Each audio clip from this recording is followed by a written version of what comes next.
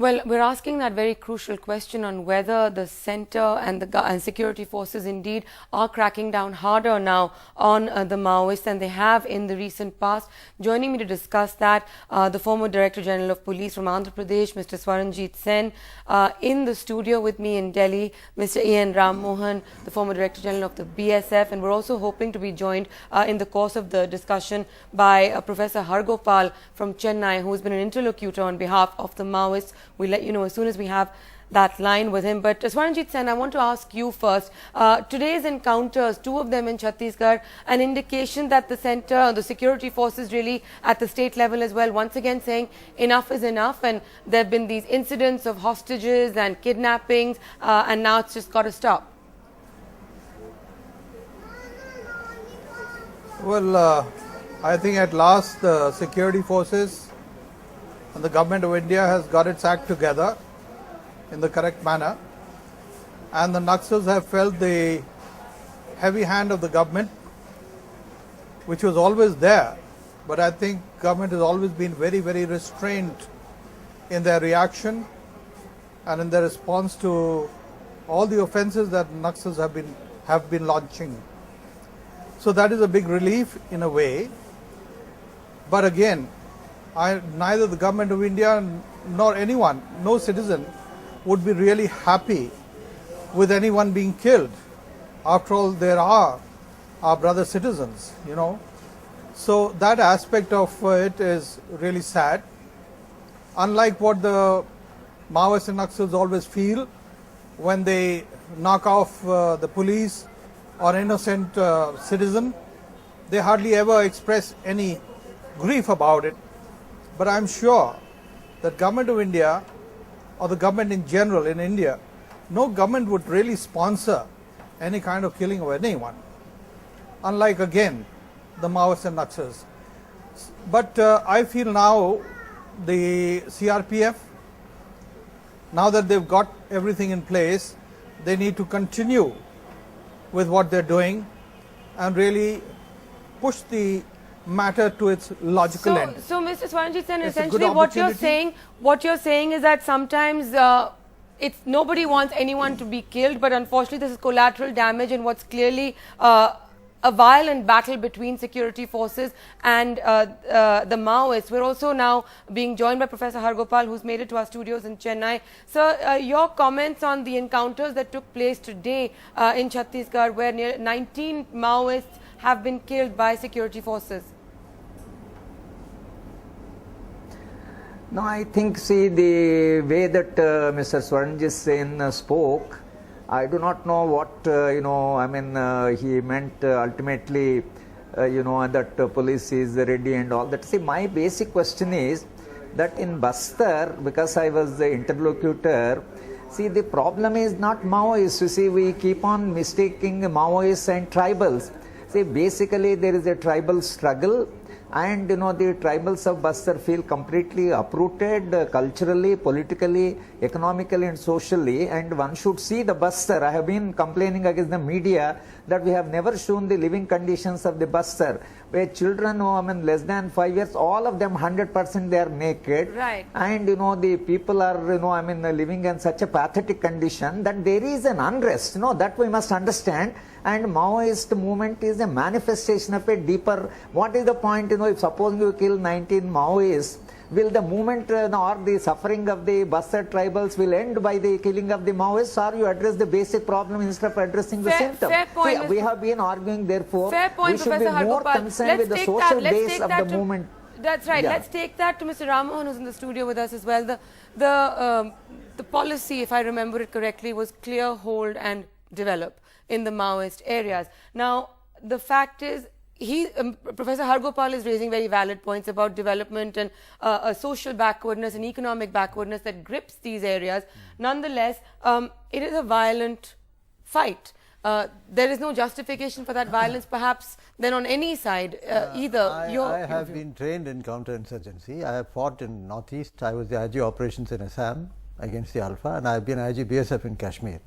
In any insurgency, civilians take to arms, and you should ask the question, why are civilians taking to arms? In this case, it is the Maoists who have brought the Adivasis, so the tribals, and arm them and train them and making them fight against the government. What is the root problem in this issue? The root problem is non-administration of the 5th schedule in the Constitution of India, which says that the tribal areas should be administered by the governor by appointing a tribal advisory council.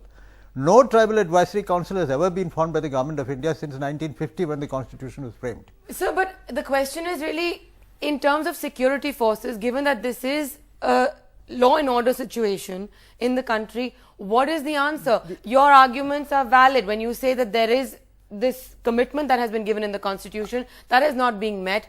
There is a situation on the ground, but what do security forces do? The answer is very simple. You deploy the CRPF, sanitize an area, set up a tribal advisory council as per the 5th schedule of the Constitution. It is their right to administer their area. So why is the CRPF not doing that? No, the CRPF cannot do it. It's the government who is to do it.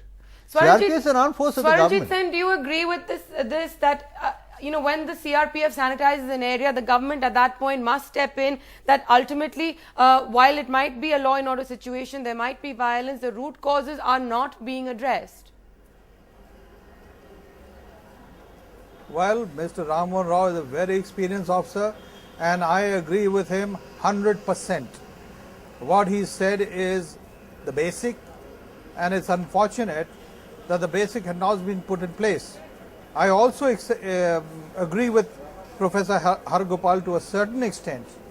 But when there is no law and order, how can a government machinery operate in that area to improve things? So in your view, then That what is is the required to question. Why impose don't that you law and allow? order? What should the is sending paramilitary forces in and violence also begets violence in a sense. So who is going to blink first in this war?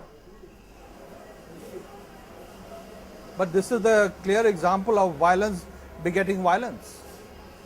Look at the number of people, the police people who have been killed in the past. How does one answer for it? There is absolutely no law and order. How can things go on this way? You have to clear that area, and then we will expect again that the government of India, the state government, react in the way they are supposed to react.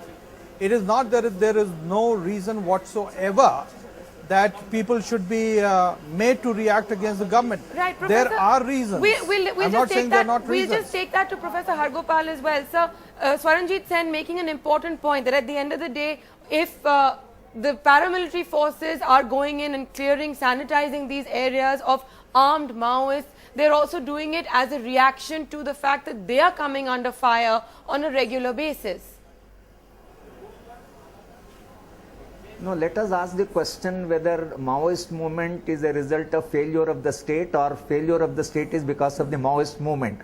Now, I would like to simply ask a question that there are 76 districts in India which are affected by the Maoist movement, or they have gone there and organized in tribal, but there are number of areas, tribal areas, where there are no Maoists. I would like to ask anybody in the Planning Commission or in the central ministry that what is happening in the areas of tribals where there is no Maoist movement. Right. Now, are we really concerned with that these areas should be addressed so that the Maoist movement will not spread? Right. I mean, you go on responding to the area which gets into crisis, and you just don't bother about the areas where there is no movement. So we have to ask the question. Right, Professor Hargopal, I got your point. Yeah. We're going to give Mr. Ram Mohan here in the studio also a chance to make his final comments on how to tackle this. I'm very clear.